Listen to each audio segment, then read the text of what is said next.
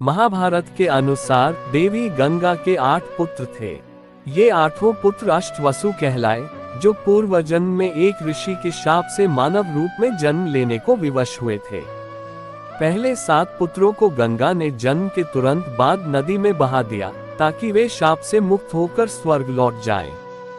8वां पुत्र देवव्रत था, जो आगे चलकर भीष्म पितामह कहलाया। भीष्म पितामह राजा शांतनु और गंगा के पुत्र थे। उनका जन्म देवी गंगा ने राजा शांतनु से विवाह के बाद किया था और जन्म के समय उनका नाम देवव्रत रखा गया था। कथा भीष्म का महान त्याग। हस्तिनापुर के राजा शांतनु का विवाह पहले देवी गंगा से हुआ था। उनसे उन्हें 8 पुत्र हुए। पहले 7 पुत्रों को गंगा ने नदी में प्रवाहित कर दिया और 8वां पुत्र था देवव्रत, जिसे उन्होंने पाला। गंगा ने बाद में देवव्रत को महर्षि परशुराम, बृहस्पति आदि गुरुओं से शिक्षा दिलाई और फिर उन्हें राजा शांतनु के पास लौटा दिया।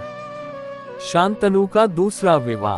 कुछ समय बाद राजा शांतनु शिकार करते हुए सत्यवती नाम की सुंदर कन्या से मिले, जो मछुआरे की बेटी थी। शांतनु ने उससे विवाह का प्रस्ताव रखा। सत्यवती के पिता ने एक शर्त रखी, ग्रेटर दैन मेरी बेटी का पुत्र ही हस्तिनापुर का राजा बनेगा।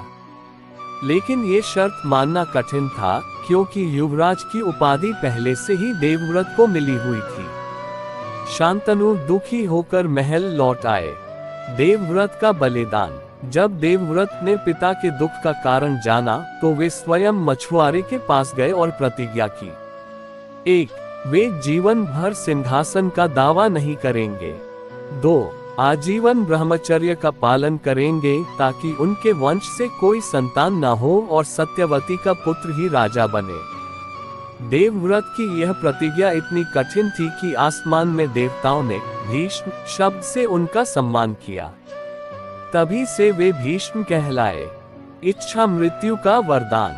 राजा शांतनु अपने पुत्र के इस त्याग से इतने प्रसन्न हुए कि उन्होंने कहा, ग्रेटर दैन हे पुत्र, आज से तुम जब चाहो तभी मृत्यु को स्वीकार कर सकोगे।